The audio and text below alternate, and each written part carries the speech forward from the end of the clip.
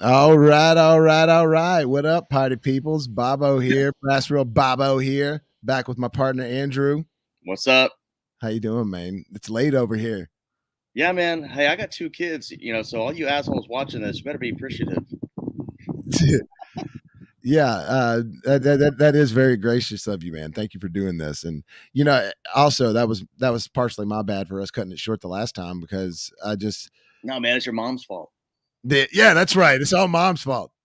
Uh, but it's cool that we just did it this way. Life's supposed to work out the way it's supposed to work out. So, but I hope everybody had a good Friday the 13th. We're doing this the day after Friday the 13th just because we wanted to finish up this. And we were talking about the love of Friday the 13th and everything before. So we're just going to kind of get right back into it and what they did for us and what we love about them.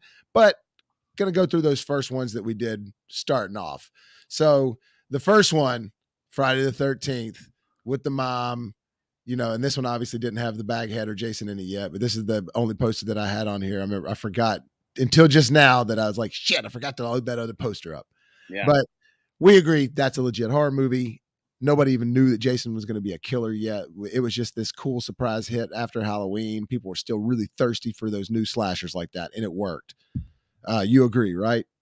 Oh yeah, and I think I brought up and part one of this whole ordeal of this whole discussion was if you read that script today, do you think it would hold up? And I mean it would be outdated, with the dialogue and perhaps minor stuff like that. But I think the story, if you read that story today, I think you'd be like, yeah, oh yeah, let's shoot this. Yeah, if it never been done before and nobody had seen that, and that's another reason I think it's still people who have never seen a Friday the 13th movie. If you do show them the first one, they're like, damn, I didn't know that this was actually this good. And it's like, all right, well, don't get your hopes up if you're expecting quality throughout this because Yeah, that's because not it the way goes it off goes. the rails. Yeah, it kind of gets crazy. But so then obviously with that one being such a cheap movie and not like a cheaply looking movie, but it had just a very low budget, then it was, I mean, I think the way that they talk about it on the behind the scenes stuff is like within like the weekend that this was opening and was just soaring in sales. For the producers were like, well, yeah, let's get to work on the second one, like straight up. And so we got part two, which I love for its own right. I do think that you can kind of see the little bit more of the polished shine a little bit. It didn't seem so guerrilla indie style anymore. I mean, it still Yeah. looks like a movie that was made in the 80s. Um, but it You could tell that they had some, obviously had some money behind this one, as the money continues to grow. The budget. I mean, but we also did finally come to the agreement on the last video that while this one is the one that sort of starts the full on Jason Voorhees at the camp tropes, it still hadn't become tropey yet because nobody knew that Jason was actually going to be this grown up killer yet. So imagine a world where there is no part 3, 4, 5, 6, 7, 8, 9, 10, 11, 12, and there's only the second Friday the yeah, 13th. yeah, It's yeah, still a badass movie. You know what I'm yeah, saying? yeah. And So and a lot of and so many franchises, when you put out there a 4, 5, 6, 7, 8, it's like you have just destroyed what was a great franchise with just one and two, or a great trilogy, and now you've just effed it up. So it would be really interesting to see our world now with no iconic Jason if they would have just stopped it at part two and had been that's just the right. and that's the entire Or story. or even moving on to part 3, stopped it at the third one where he gets the hockey mask and then he Yeah, actually dies. yeah, Like that would have gone down in history. Jason Voorhees would have gone down in history, but in a different way. right. And he wouldn't become this. I don't think he would have become the pop culture icon that he is now. Where I mean, it's just crazy. Like he's celebrated like Batman. He really is. I mean, look at my hat. Yeah, I don't know. Um, but I do think that it is kind of funny to think about these movies over time has they went through a phase of like when they were in the middle, like when it was 1989, and you're one of those people that's like, oh shit, another one, you were probably like, this is stupid. Oh, for sure. But over time, they've grown to become beloved again, and like it's sort of they're sort of cherished in this pocket of the '80s. You know what I Yeah. mean? Mhm. Because if you think about it, Freddie and Michael, Freddie didn't start until '84 or '85. Michael started in 70 '78, but he didn't have movies consistently. They would do like when 4 and 5 came out, 5 came out very quickly after 4 because 4 did well. But 4 didn't come out immediately after 3 because 3 was a bomb. 3 didn't come out immediately after 2 because they had to do like, well, what do we do? We just killed Michael. You know what I mean? But like the Friday the 13th movies were churning those motherfuckers out, dude. And they Yeah. made one almost every year in the 80s. And so it's such a sign of that decade. So like now it's like songs that you thought were from the 80s that were shitty in the 90s. Now you love them. And it's the same thing with those Friday the 13th movies. So anyways, and the thing about part 3 that we talked about too is the one where that he was sort of the hillbilly Jason running around real fast, and she had that encounter with him prior before the main Wow. girl in that. And that's also the one where he dons the mask. So, Mhm. we have part 1 with the mother. Awesome, cool little twist of a story nobody really saw coming. Then you have the second one with grown up Jason with the potato sack, scary.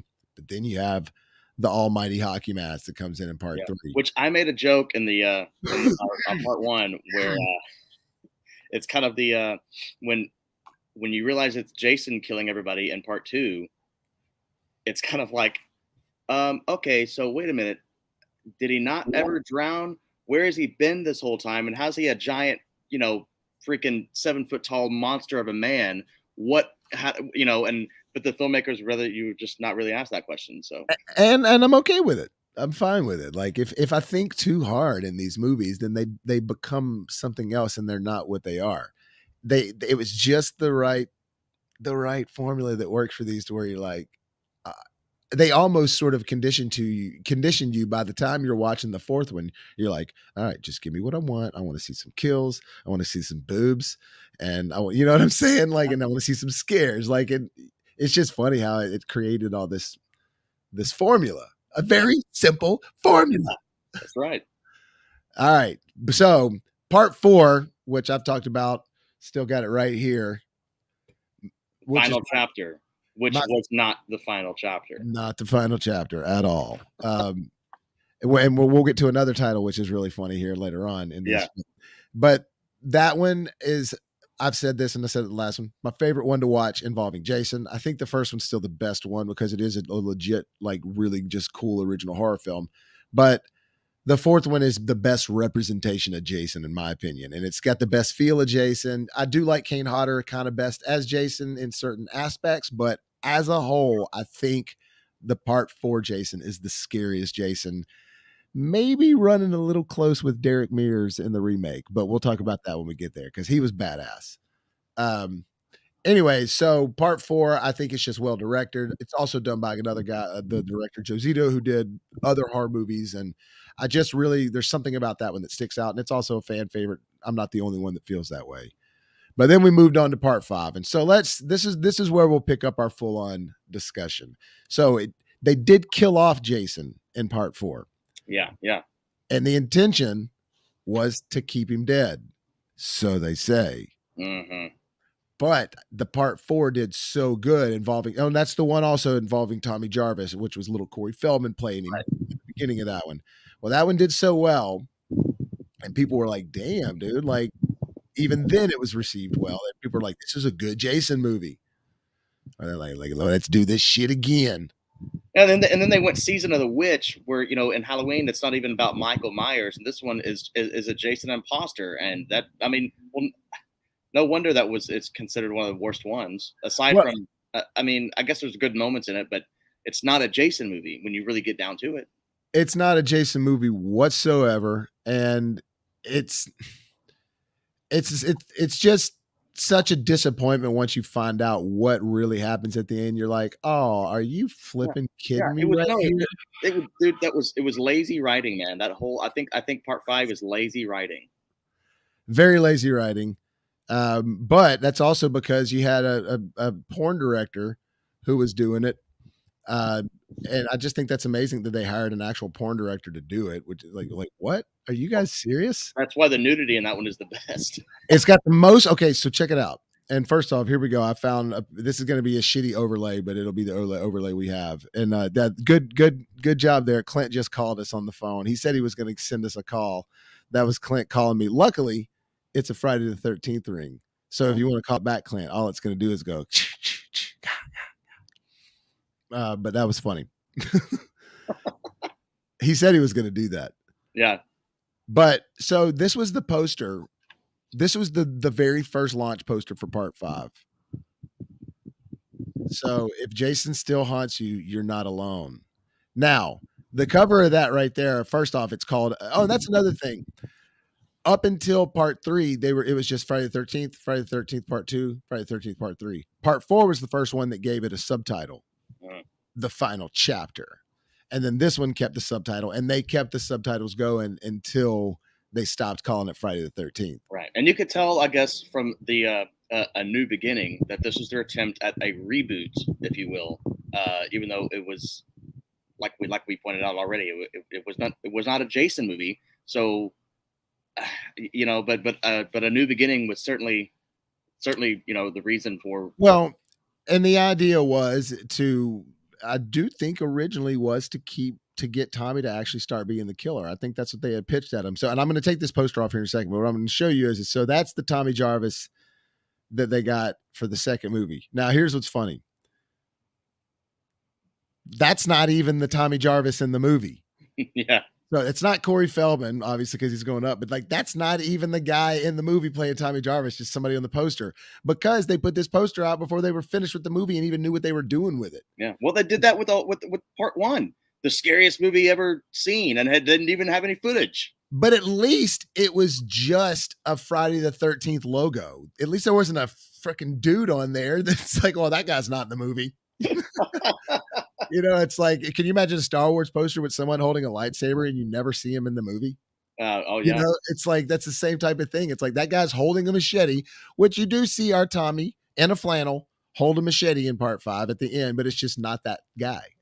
Well, you'll sometimes see in trailers for movies where you'll see a line being delivered or a certain moment in a trailer, Sure. and that actually is never in the final cut. Yeah, that happens a lot, and that's cool, but at least we might do that for Late Court for all we know. Yeah, I might, but at least it's still the same people that are in the actual movie, you know? Right. Yeah. So, but with part 5, so Danny Steinman came in and rewrote a lot of the script. So that's partially why the script is so bad. Now, it does have the most nudity in it and the best nudity. And like we said, and I said this earlier, it's got the best boobs of all of them. I mean, no question. Now Clint just posted this right here. It said, motherfucker shitting on 5. Hey, I'm not shitting on 5. I love all of these movies. I just like, I have to say it's probably the worst one. Maybe part 8 or part 10, but even them, they have certain things about them. Okay. I mean, even Jason Goes to Space or whatever the hell that one is actually called. I mean, it has some fun parts. At least it's still Jason doing all the killing. This one is it's an imposter Jason. So I agree. You have to give it some discredit, you know, because of the premise alone. Yeah, I mean, I give them credit for trying to do something else because they didn't know what to do. They were like, well, how don't we bring him back?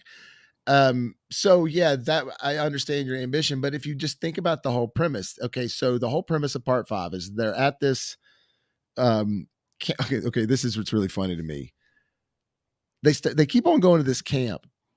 Now, Camp Crystal Lake, it's like a big campground. You know what I mean? So it's miles and acres or whatever, square miles worth. So it's not just one spot. It's a massive lake.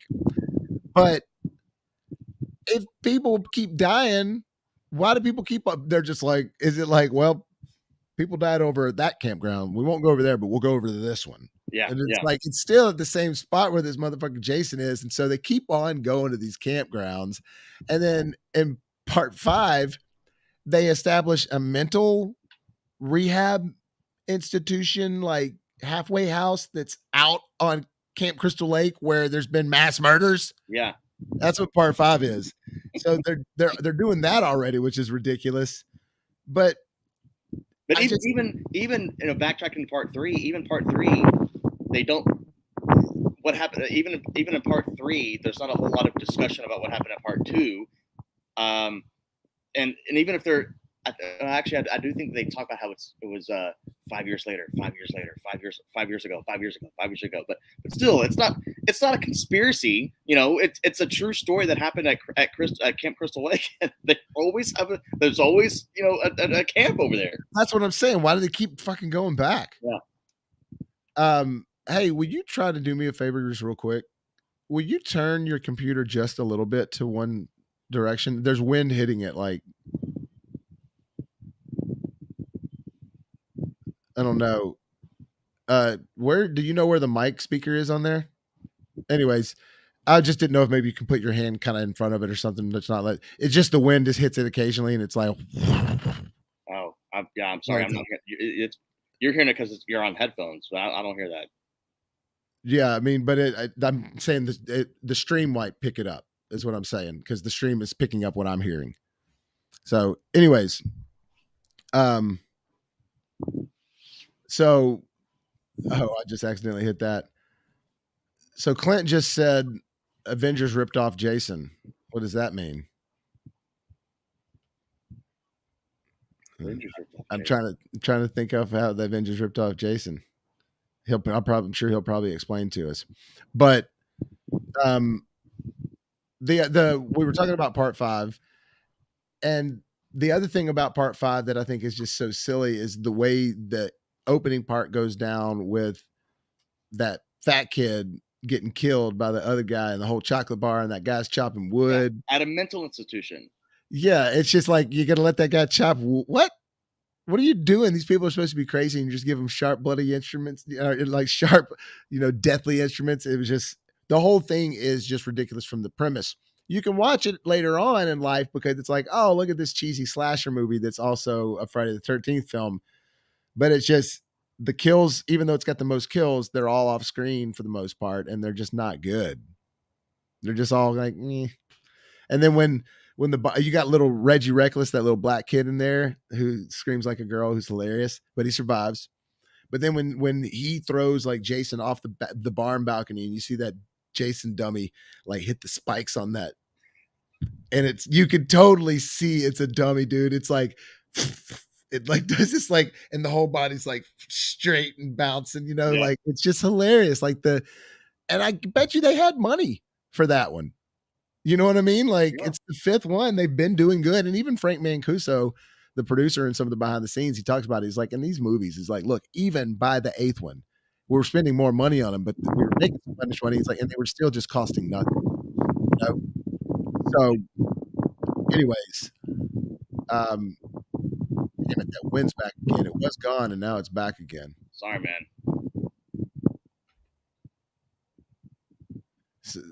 So anyways, moving forward now, going to part 6. So they didn't know how to bring Jason back, right? They were like, so let's make an imposter Jason. And what's great about part 6 is that Tom McLaughlin comes in here, and again they kept the tagline again: Jason lives.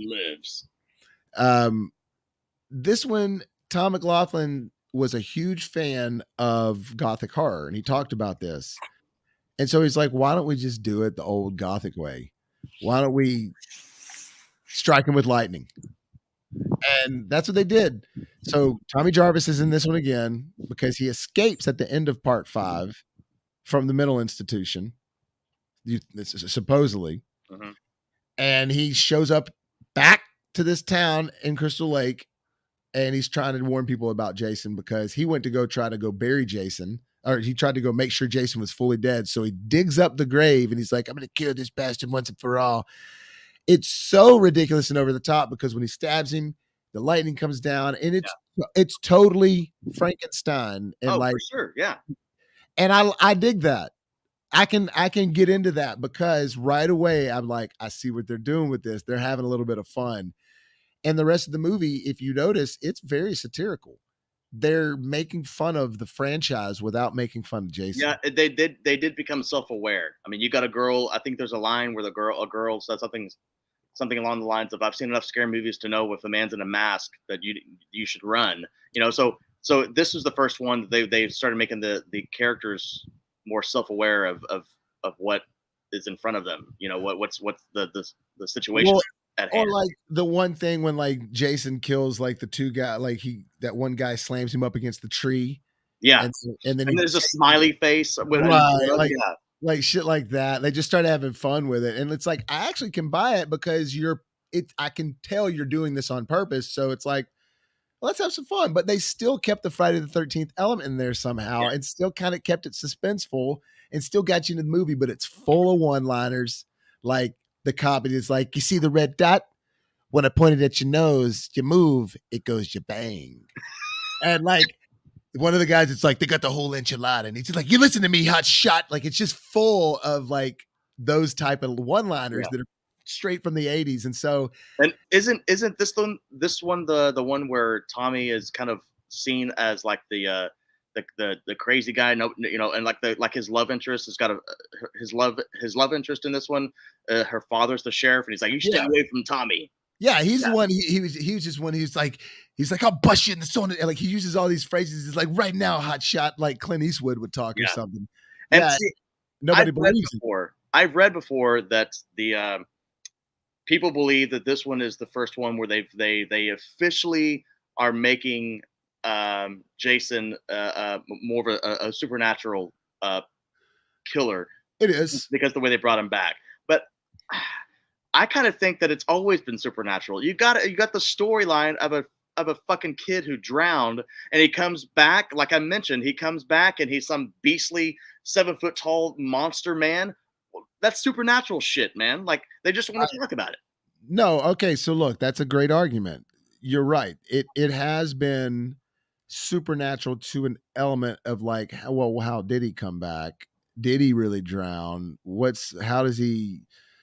But if you think about what happens to him in part two, it's very ambiguous because she gets him with the machete right here, and he's like, oh, and he falls down, and they run back away from it. The next thing you know, he jumps through the window and grabs her. But then they're pulling her away on an ambulance at the end, and there's like, there was no guy. We don't know where he was. And so that happens, just like in the first one. The third one, the same thing happens again after the mother pulls her from, Hmm. and so it's ambiguous. But then they find Jason at the beginning of part four at that same spot in that same bar that like part four picks up from the moment part three ends. It's the only Right. one that They does found him that. dead in the barn. Yeah. And so then it's like moving away and everything. So part four is the one. I mean, I guess he still wasn't dead yet. So you could argue it's like, fuck, he won't die. So he's already supernatural there. But I think what they're saying is part six with the lightning bringing him back to life, sort of resurrecting him after he had gotten his head chopped in half in part four. Now in part six, they're shooting him in the head. They're shooting with shotguns 7, 8 times in the chest, and he's just walking. You know what I mean? So there's a little bit of a difference where they were actually like, they were able to kind of stop him in certain ways throughout, like, and actually start to hurt him a little bit in the other ones. Whereas this one, it's like, whatever you do to him isn't working. Yeah. uh, and even then, like, they just bring him back in so many funny ways after this. It starts getting ridiculous. But now, like, again, in Yeah. hindsight, I Because love it. they introduced it once and now they can just go off the rails. Oh yeah, Yeah. Yeah. we can do it now. We can Yeah. just come up with something. Yeah. He's part Dracula now. Yeah, exactly. But look, part six really works for me. It's filmed really well. I think it looks awesome. Jason's awesome in it. I think Jason is really scary in it. He's cool, but he's sort of the tactical Jason. He's got like the 3 knives on the front of the belt. I don't know if you remember that. Oh man, I have to see a He's picture. got he's got like gardening gloves on. For real. He's got like, but they're not gardening gloves, but they're like tactical type gloves, and he's got this little. Hang on, let me do something real fast.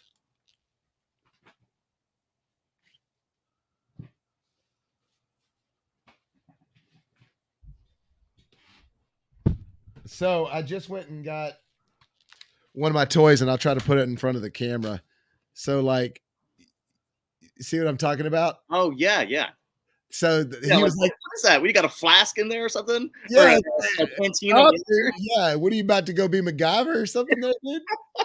And again, the gloves and everything. He's like, he's ready to go on a hiking trip. And so there's something about that I kind of like. I don't know. It's sort of, I think, on purposely trying to be a little funny with it.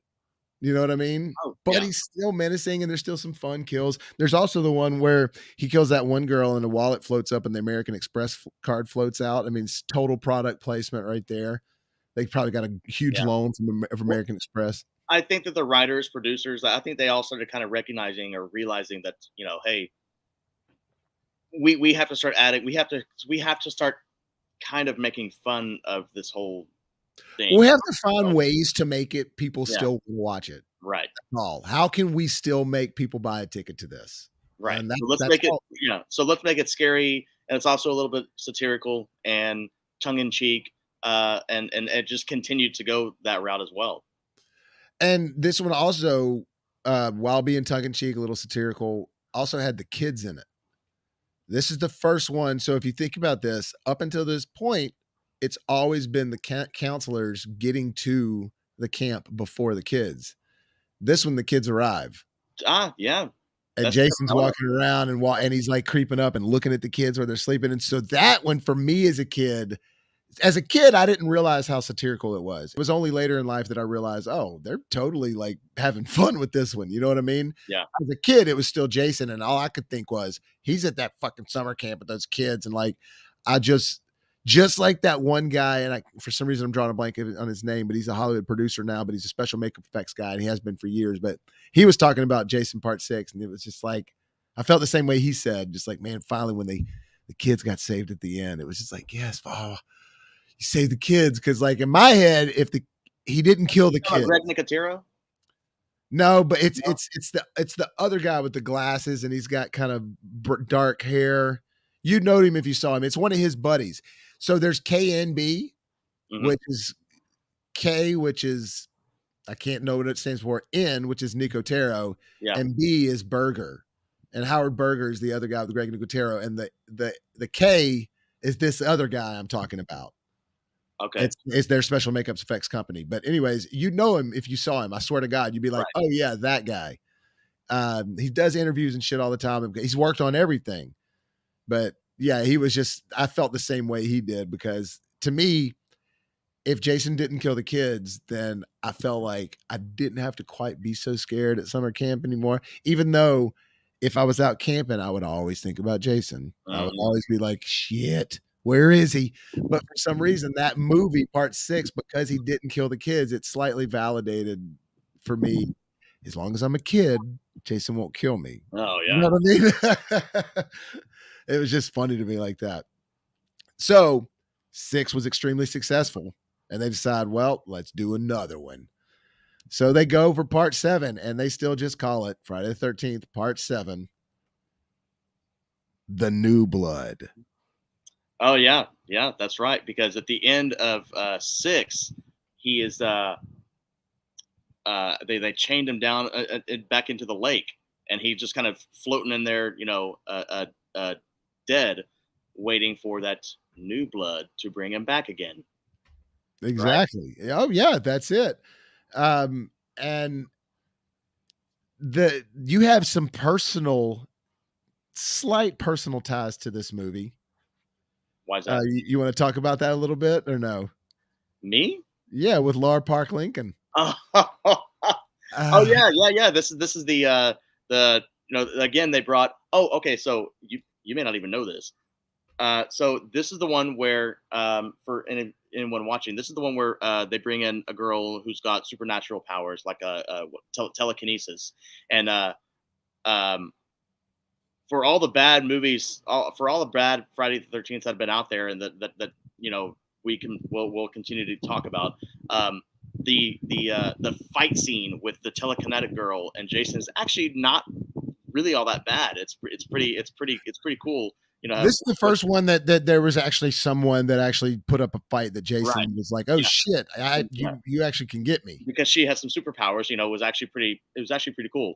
I found out recently that originally this was going to be this specific uh, chapter number 7 was actually going to be Freddy versus Jason, but they had to wait. But that got put on hold because of legal stuff. So it got put on hold, and we don't get that to another 15 years. And then Well, and then it there was a few times it was supposed to be Freddy versus Jason, then it got halted, and so they yeah. just did another So something. so then the studio thought the reason it turned into this because the studio thought, well, how cool would it be if it was like Carrie versus Jason? Boom, there you go. And that's why they introduced a girl who's got telekinetic powers. And they yeah, and it actually not only did it introduce someone that could actually maybe match Jason a little bit and put up with some sort of a fight, it also had the introduction of Kane Hodder, Yeah. which for me, my personal tie to this movie is I think this has the best looking Jason makeup in it. It's my favorite Jason makeup. It's the Jason mask that's behind me there because you can pull that mask up there. It's got the really jacked up face. See how half of the mask, the hockey mask, is cut away at the bottom and the teeth are kind of showing. And so this is the one where Jason's got the skeletal look. His ribs are popping out. You can see his spine when he's Yeah. walking. Like, Yeah, and to me, that because they're showing that he's not really alive anymore. He's been brought back to life, multiple times at this he's point. basically a zombie. He's Yeah, so yeah, an yeah, undead. he's zombie Jason for sure. Yeah, But it looks so cool, and you could tell they just spent a lot on it. And to me, this is the where Jason's looked like the brawniest when Kane started playing him. Like, yes, Jason has looked tough before. Yes, Jason's looked tall. Yes, he's looked like he might be kind of a bowed up hillbilly or something. But this one, when Kane first played him in part 7, for me, it's where it's like I felt like Jason was like a mass. You know what I mean? Like this wall of Jason moving towards you. There's just something about his broad shoulders and the way he works. I don't know. It worked. There's a reason they hired him for 3 more movies. You know what I mean? yeah. And Okay, so Laura Park Lincoln is she's the girl, the actress who plays the main girl. I don't even remember her name in this. What is it? Tina. Tina. There you go, Tina. So she actually is based in Dallas, and she's an acting coach now here in Dallas. And when I started out trying to be an actor on the professional level, when I got out of college, she my very first professional headshot session was with her and her photographer friend, and because she's also tries she doesn't do like an acting class like what I used to go to, where a director kind of just holds court and holds class. She is more of a one-on-one kind of acting coach where she kind of tries to help you, guide you and where you should go and what you should do, what's going to be best for your career, how to market yourself. So it's more of a one-on-one thing with this woman. More of like an acting image consultant rather than an Yeah, acting. yeah, yeah. So she and I don't know how early on. I don't know how long she's been doing this specific thing when I got in touch with her, but it was a really really weird thing. I mean, so looking back, I'm like, I never. Looking back, I'm like, who needs to be coached on how to do a headshot? I mean, I'm sure. I guess I'm very green, as they call it, green actors. They might need some help. Getting the right look for the headshot. I guess you could say that, but like I was going, I just told her the 2 headshots I was going for was just like the commercial look, which is the smiling, and then the theatrical, which is the not smiling. And I told her that, I kind of wanted to give off the vibe of like a bad boy. I'm like 21, 22 years old, man. So I'm thinking about how could I market myself? I got the beard going. I've never shaved this beard unless I've had to.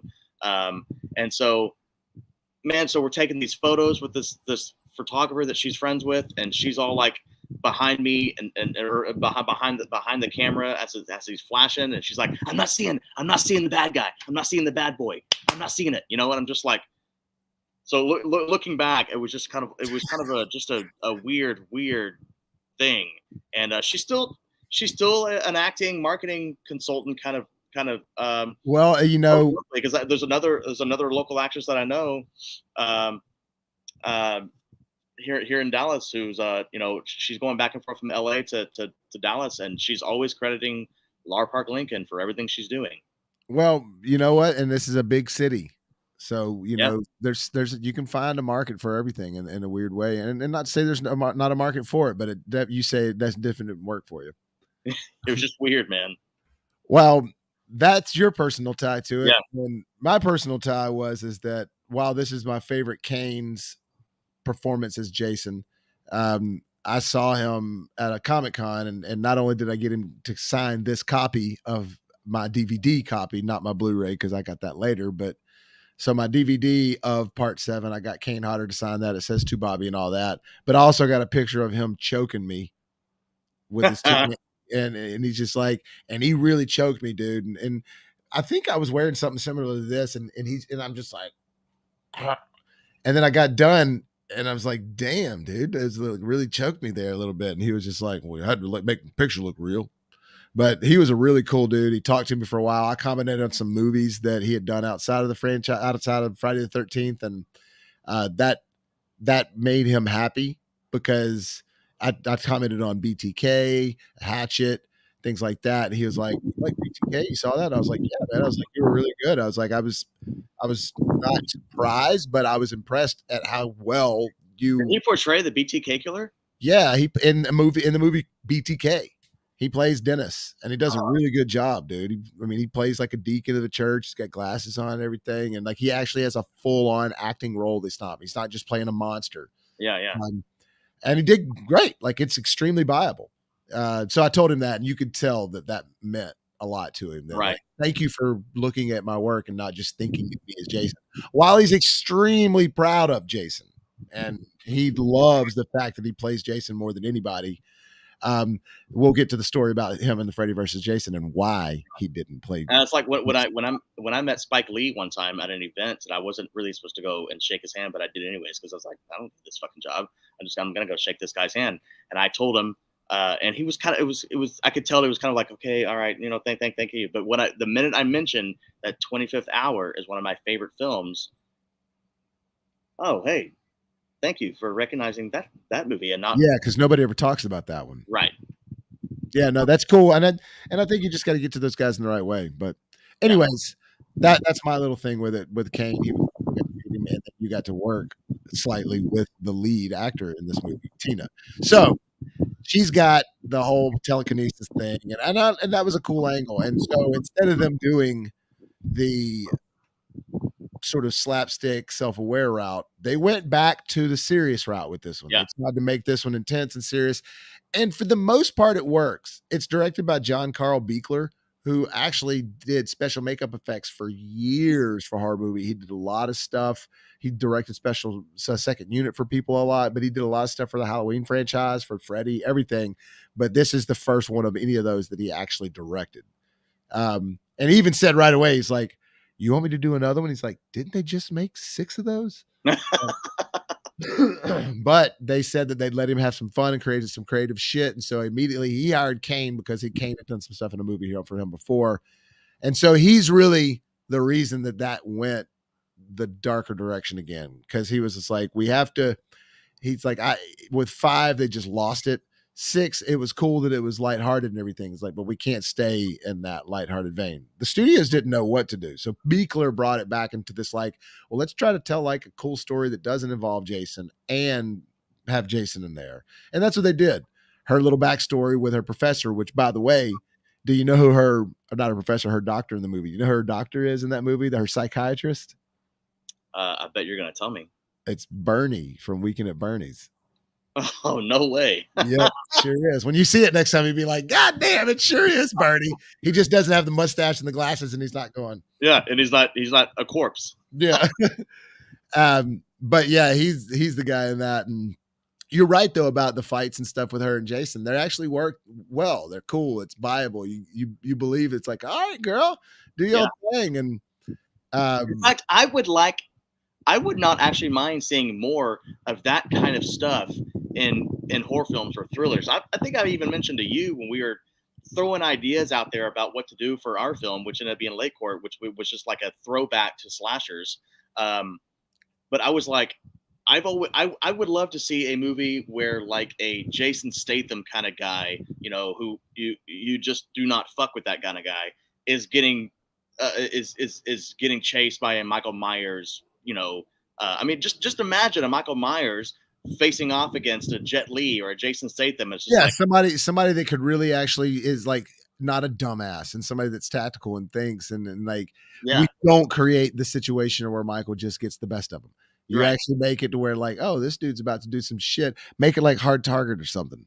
yeah, Where like they're after me. Well, I'm gonna start setting traps. right. And set some traps for him. Like it'd be kind of cool to see how they would get out of that. And I mean, I'd watch it. I'd watch a Freddy versus Jason versus Ash. That's a comic book, by the way. Yeah. They make a bunch of those. But I do love Seven. I think Seven's a lot of fun to watch. I just rewatched it the other day in the background. You mean the new Batman? Yes, no, not at all. Not at all. I like the new Batman. It's just not my favorite.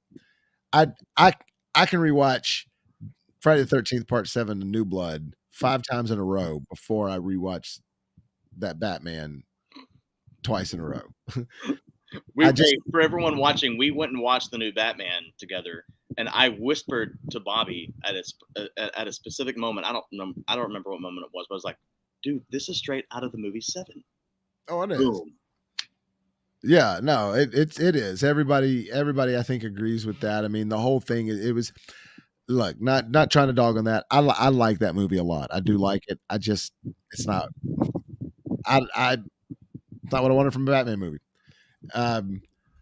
But Part 7 though, what I was going to say about Part 7 what's really cool is Jason has some fun with some tools in that one because he finds a tool shed and just uses that's where I think they started having fun with what Jason was using because he gets that big old like tree limb cutter out and Oh everything. yeah, But unfortunately, they cut that movie down like crazy because starting at around Part 5, the MPA got really bad that's right. and horror in general and Hollywood across the board, not just in Friday the 13th movies. And just so many kills in movies were cut down and edited down to where they were just by the time you see them, it's just like it's barely anything. And most of the movies, there's the footage is still available to where they have a deleted scene now that you can watch, and it's kind of gritty because it's old film, but you can still see the original cut. Part 7, for some reason, that one just wasn't like that, and that most of that footage was just gotten rid of or destroyed or something. Not out of spite, just that's just what happened. Yeah, And yeah. so what we got is what we got with that one. And it's just like, damn, because you could tell, you could be like, man, I could see like the aftermath sometimes. You'd be like, that would have been a great on screen kill. And it's so funny because John Carl Winkler, which God rest his soul, by the way, in interviews he talked about, he's kind of nerdy. He's like, the ratings board raped my movie. Yeah. He's like, they just ruined every joke, every payoff. And because he like basically was equating the kills to like a joke. He's like, if you don't have the punchline in a joke, it's not fun. It's like, Yeah. you're taking away the punchline from all my kills. They were not showing the kill, so it wasn't effective.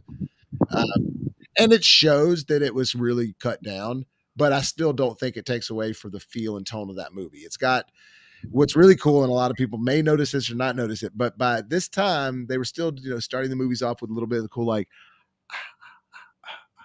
as the Paramount Star thing would go up around the mountains. Yeah, yeah. And this one, Part 7, was the first one where they started, and it was all. And they did that throughout the whole movie, like this real low adjusted, like it was really. It's slightly distracting, but it's not fully distracting because it still is like the Friday the 13th thing, and it's still a lot of the same music. Also, another fun fact: Harry Manfredini, who did the music for all of them up to this point, had signed up to do some other movies for some reason and had to take a slight backseat on this one and the next one. But he's still credited for the Friday the 13th themes. Okay, yeah. And, so it's just somebody else scored the other parts of the movie. But anyways, moving on. So, well, the one thing, speaking of the fight scene with her telekinesis superpowers and whatnot, the only thing that is just really kind of like the very end, of course, they're over the freaking lake, and Tina's dead dad that she ended up causing to drown at the very beginning when she was a child. Played by John Otrin. Comes she used telekinesis to have his dead body come up from the lake and pull Jason down. That was like, really, really. Is that Yeah, even is that even the same lake he drowned in? And suddenly his body's there. I mean, come on. yeah, and I agree. And okay, so that's another thing that I needed to talk about, and what I didn't mention. So part 6, one before this we're talking about, he gets drowned in the lake by Tommy, but not necessarily drowned. It's like the motorboat cuts his head all up, and it's like, and it shows Yeah, it yeah. like cut it open. So yeah, he's been in there this whole time, and now he's decayed. But from when that happens, it shows the little girl coming out there getting mad at her dad at the beginning and the opening of part 7, and Right. that's how he dies. And it shows her in the water. And it shows, I can't remember, is it showing that that happened after part 6 or part 6 happened after that? They were just showing that that was in a similar spot. Oh, I don't know, but I will say this: if you want to look at the Friday the 13th franchise, and if you want to try to say that there's one long timeline um, between all these movies, to kind of at least tie them to where part 3 and part 4 aren't taking place in the same year, for example. Um, there's no way that part 7 is in the 80s. There's no way, because you got her as a little girl, okay, which is in the 80s, and then what does it say? Like what is it? It was like 10 years later, where she's an adult and she's still pining about how her powers drowned her dad, but everybody's still dressing with the Well, 80s no, that's but cut. that's It's like, but no, that's what I'm saying. I think that they were saying that like when she was a little girl, it was like in the 70s. I think that that's what they're saying. That's what I was asking you. It's like, are they saying that like when we're seeing her as a little girl, that's after part 6, or part 6 hadn't happened yet when we're I, seeing her as a little girl? I don't know. I think it is that. I don't I think they guess expect us to be that stupid. I guess it'd be at least a good call on their part to say that the opening scene where she's a little girl is actually happening during the events of part 6, and then she's a little girl, and then as she's older, it's part 7. But see, even then, it wouldn't make sense because it would be too much time passing. It wouldn't be the age anymore. So I think, and it might even say it at the beginning of part 7. I might have should have done my homework on that, and I just didn't know. I've never noticed it, but it might say like 1981 or something, because part 7 at this point was in 88. Yeah. Okay. So I mean, it was released in '88 in real time, but is it supposed to be is it supposed to be '88? It's supposed to be present day in the film, and if it's supposed to be present day in the film, what year is it when she's a little girl? I guess to your point, it'd be the '70s, right? That's what I'm saying, or like 1980. You know what I'm saying? Yeah. Just back in the day, sometime. And even then, but though 1980 is when the first one takes place, and then the second one takes place in 85 Yeah. or 84. Yeah. So, anyways, all that's whacked out. But for some reason, I'm drawing a blank on how she kills Jason at the end. Oh, she burns him up, Yeah. She burns him up. and then the house blows up. But then he comes out there chasing him, though, and he comes out of the water.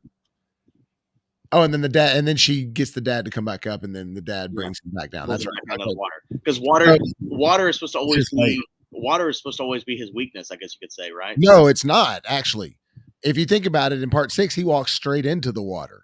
He walks straight into the water in part 7. It's the dad that pulls him in and pulls him under and keeps him under. Oh, yeah, Water's never been a weakness. maybe it's under, yeah. They put that in there in Freddy versus Jason, and even the writers of Freddy versus Jason was like, we never wrote this in there. The studio wanted to put this in there so they could have something that Freddy could use against Jason. You know what I'm saying? Well, maybe it's not so much as water is his weakness. It's drowning him because he drowned as a child. Right. And maybe they can kind of go, then they kind of touch on that a little bit, especially in part 8, but he's not afraid of water. He's never been afraid. In the Friday the 13th game, you can go underwater. You go underwater super fast, actually. Well, Like that's that. a game, bro. We're talking about real life movies. No, the game is made by the people that are the fans of the movies. I'm telling you, the game is an extension of the films. It's not. No, no, I know. I'm being facetious. Oh, sorry. I get passionate. I'm a passionista. All right. So what's part 8?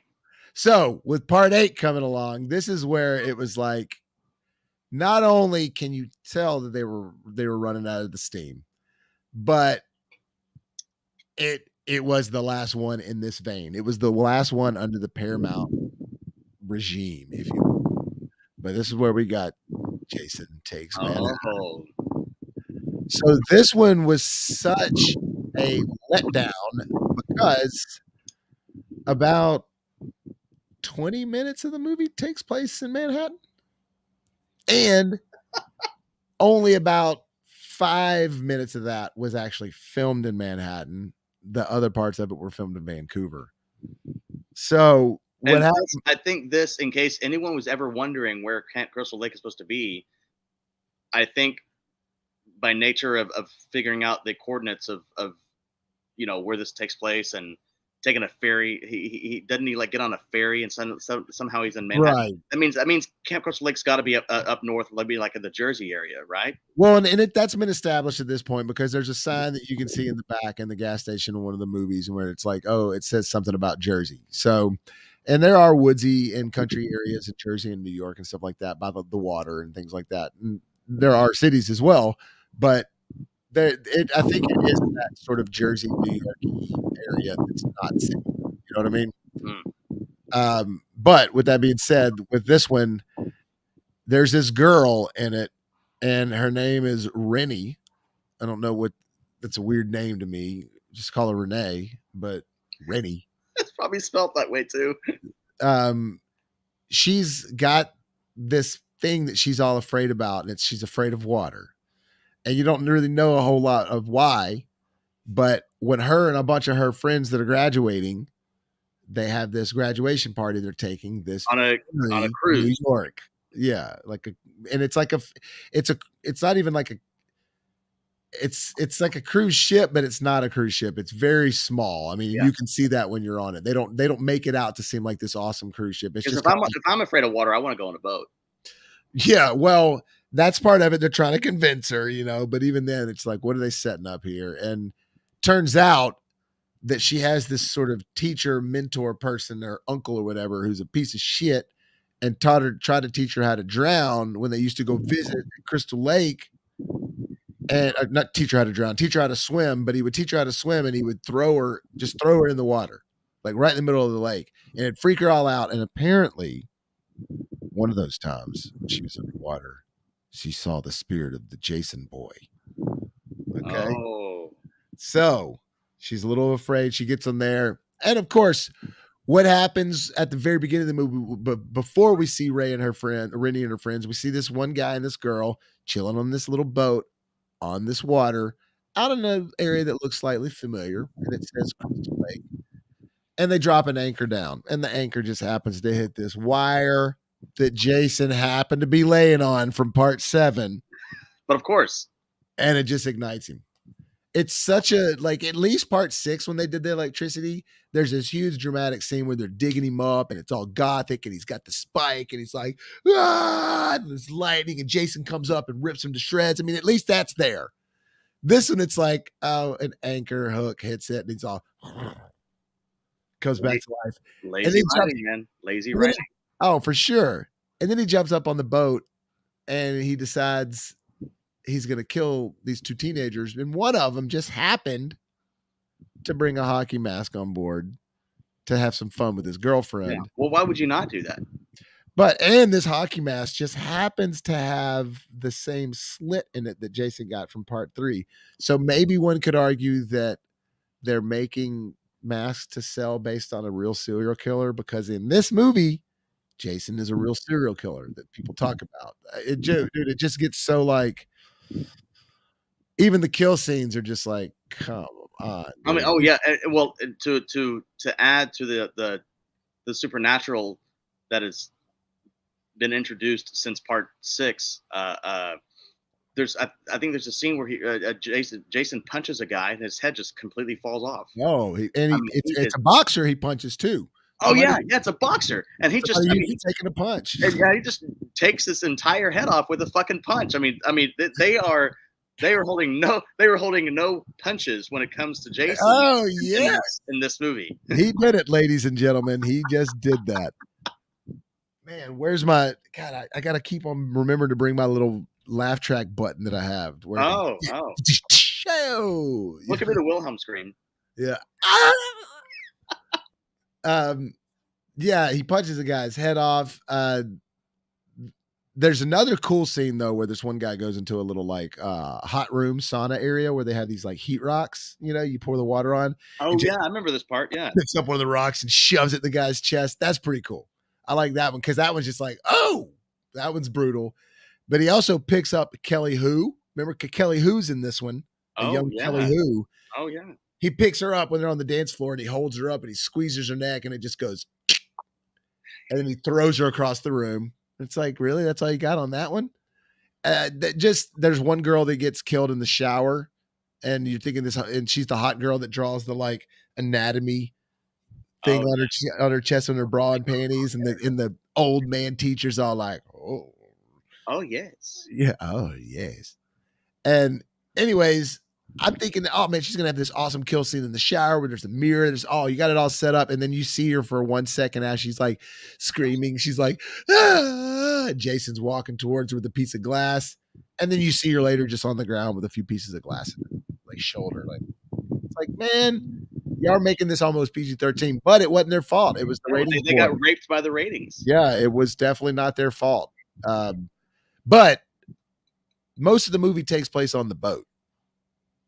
None of it hardly takes place in the city.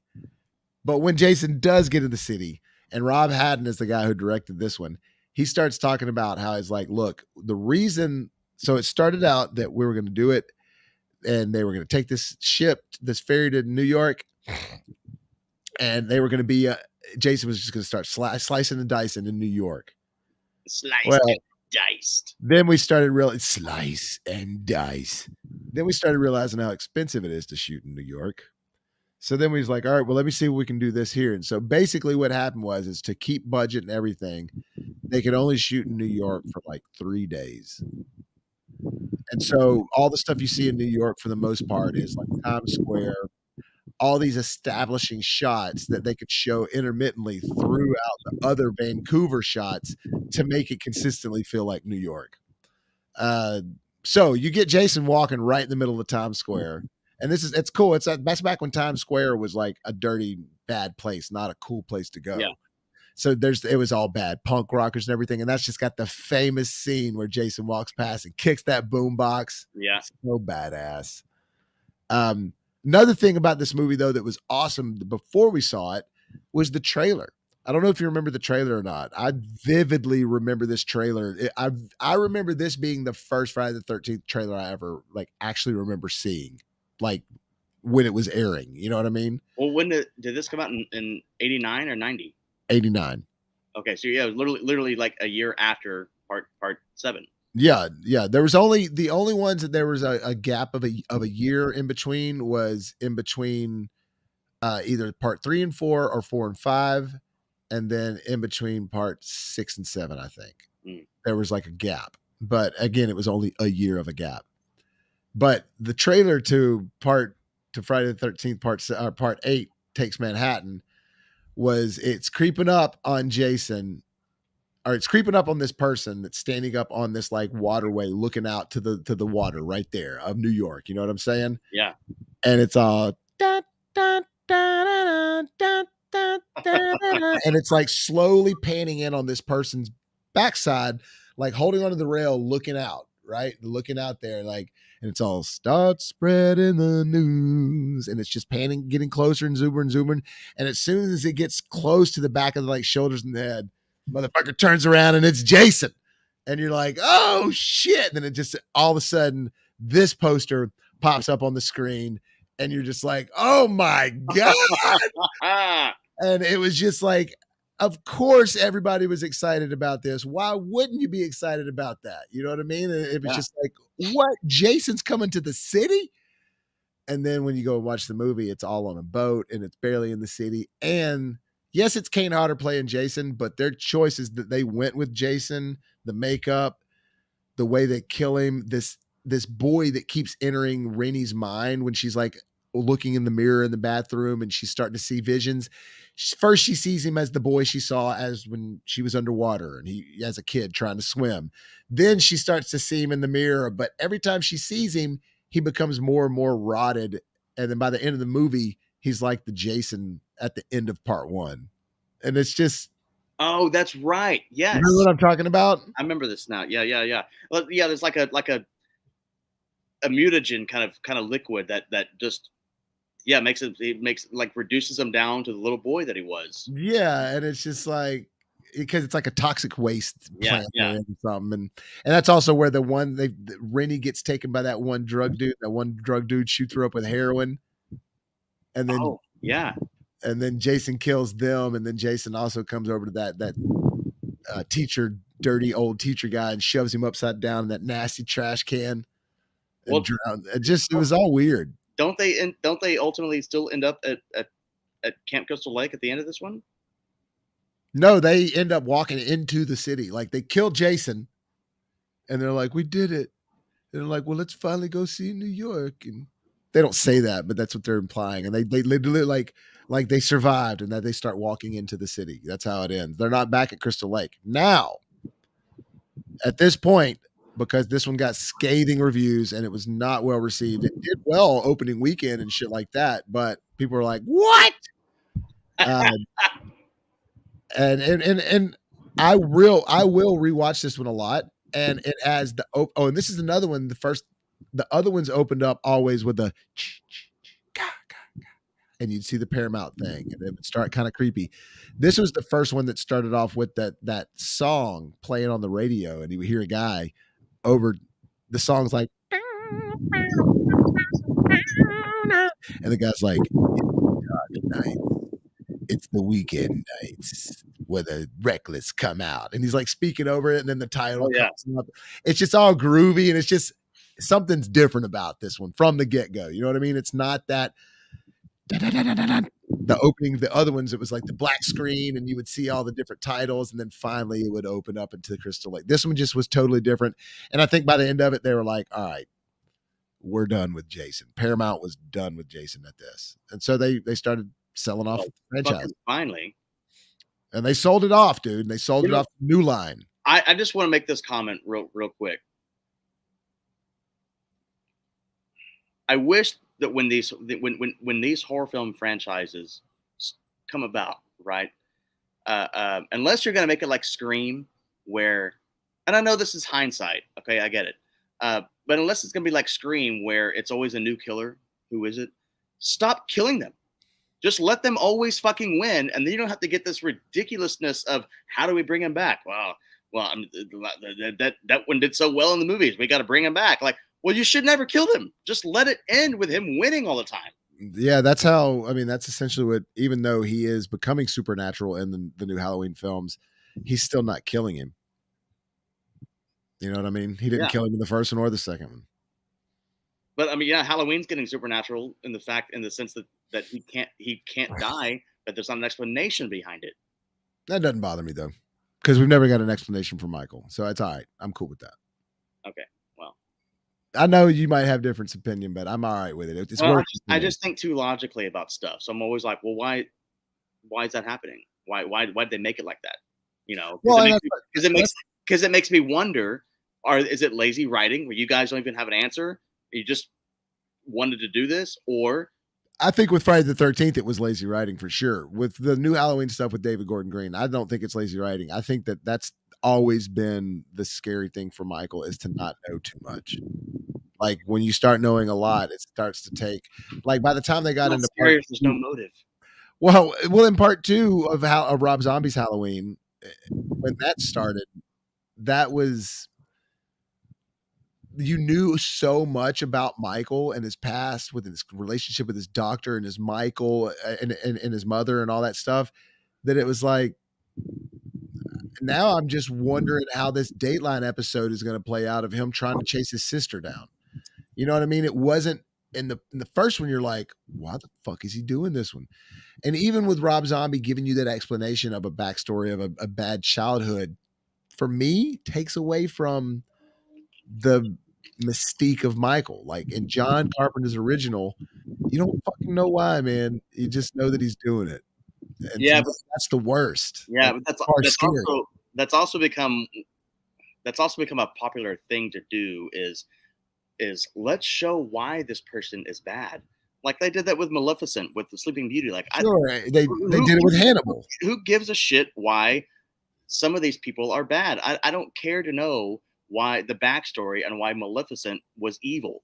I don't And care to know the backstory on why the Wicked Witch of the West was who she was. do you know how well that Maleficent 2 did? No. Terrible.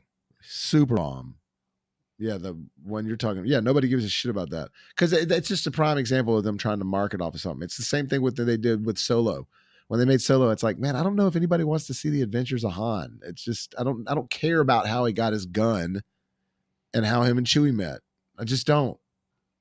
You I mean, know, I watched it. It was still it was actually it was a lot more fun watching it than I thought it was going to be. But I know it bombed and I know it bombed. So well, it just is to me. It's not worth calling that a Star Wars movie because it wasn't really epic. You didn't care about the villain. It wasn't a gripping story. It was just the adventures of Han, and it showed you how he got a lot of things.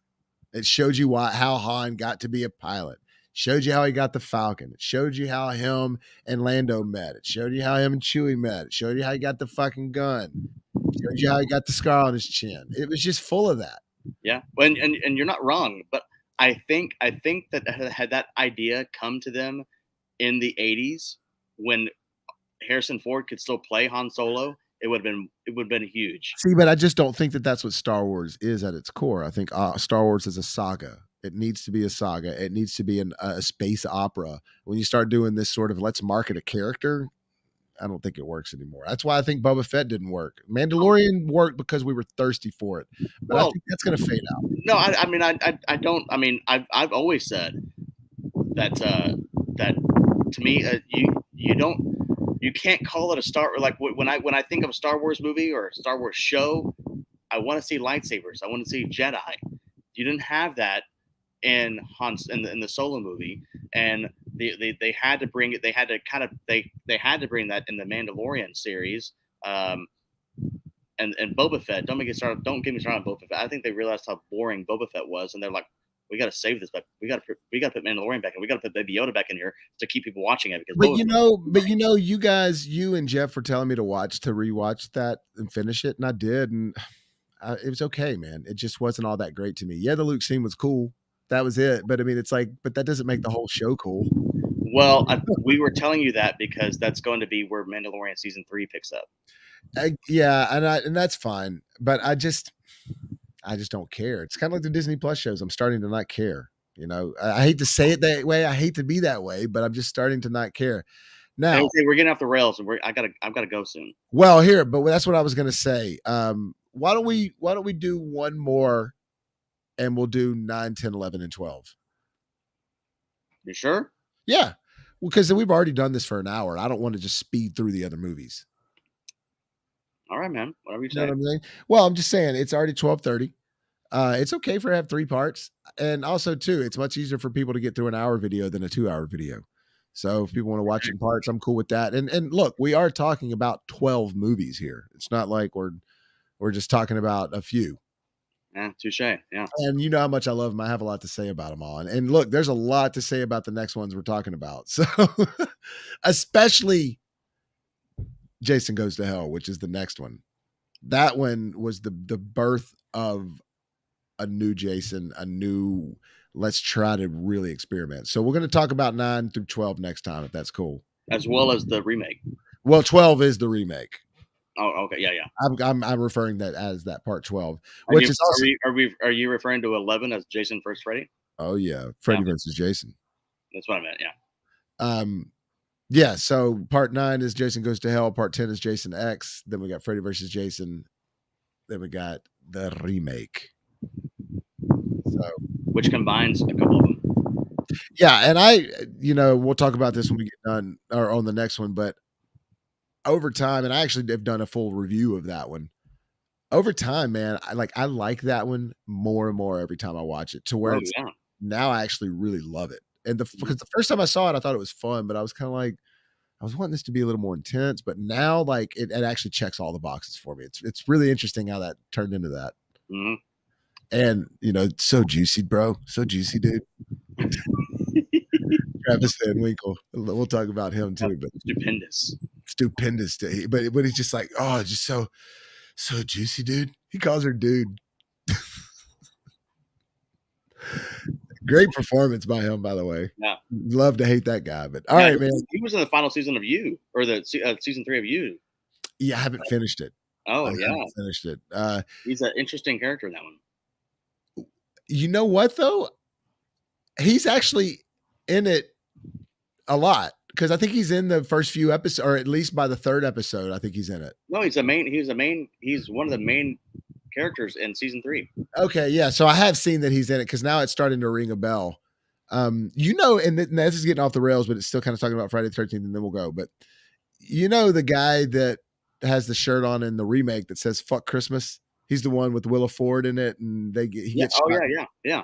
That guy's actually turned out to be a good actor and be in some really good stuff as a serious actor, not just like a bro or anything. I don't know if you've seen him in some things, but he's trying. You could tell he's really trying to get out there and do some stuff. And it's when I see him, I always have this feeling of like, hell yeah, man, good for you. You're trying to do stuff that's not a this and that. You can tell. You know what Oh, I mean? okay. Well, there's I just actually it's so weird we're talking about this. There's a new series I just saw a preview for called something Picket. Um, I think it's an Apple TV or maybe Amazon Prime show, but the main girl in it is Bree Julian Gilly. Yeah, I've seen that she's gotten some roles and stuff as well. And I mean, she's got a look to her, dude. There's no question about it. She's got Oh, a unique look. I mean, she's she's got definitely. stupendous tits. Oh yeah, stupendous, dude, dude, man. All right. Well, hey, look, let's call it a quit on that one, and we'll revamp this soon, and just whenever we can do it in the next few days, or when you come over next, we'll figure that out. All right, man. But that's the beauty about these, man. We'll just keep people waiting on the line, whoever's waiting on the line. So maybe Gabrielle can join us for the next one because she wanted to talk about Jason Goes to Hell. She watched Yeah. that. Oh. For those of Uh, you who don't know, Gabrielle and Clint, there are names we keep mentioning, and we might be doing some future things with them, and with our film division. So Yeah, that's why we keep mentioning that. And I did a stream with Clint the other day. So you guys, if you watch all my stuff, you saw him. We did our End of the World movies. And he'll probably be doing some more stuff with me as well. So, that's right. anyways, hey man, much love to you. I'll hope you have a good night, man. We'll do this soon. Yeah, it's bedtime. Hell yeah, it's Yeah, bedtime. And also Lake Court. You guys check out the trailer on the channel here. right. The full official trailer is coming out at the end of this month. It will. It's just a teaser trailer now, but I promise you this trailer's in the works. It's gonna blow your minds. Oh yes. All right, brother. Much love. All Ladies. right. Hey, love everyone. Later. You guys, y'all have a great evening, and I will talk to y'all soon. Peace out. And hey, life gives you lemons. Make some hot, fresh popcorns. Oh, didn't mean to do that.